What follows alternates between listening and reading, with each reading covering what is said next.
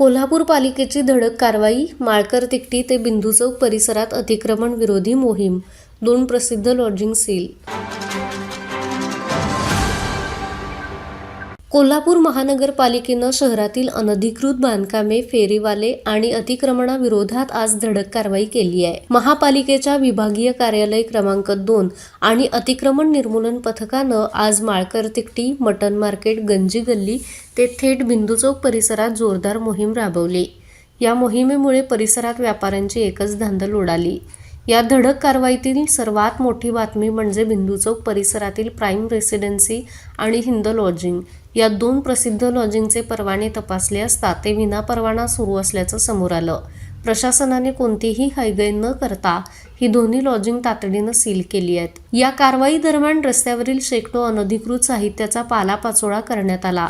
यामध्ये 34 लोखंडी पाईप, 39 लोखंडी पत्रे, हातगाड्या आणि इतर साहित्य जप्त करण्यात आलंय.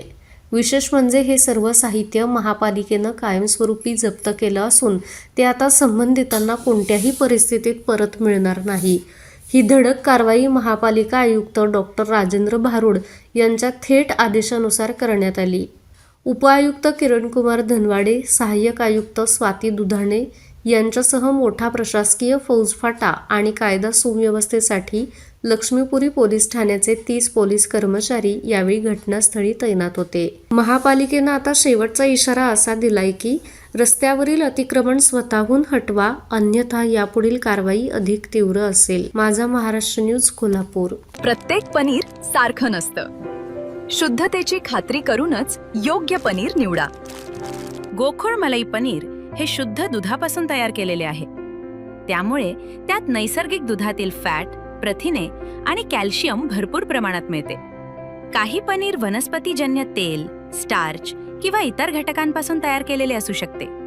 म्हणून ग्राहक म्हणून जागरूक व्हा आणि पनीर घेताना गोकुळच मागा.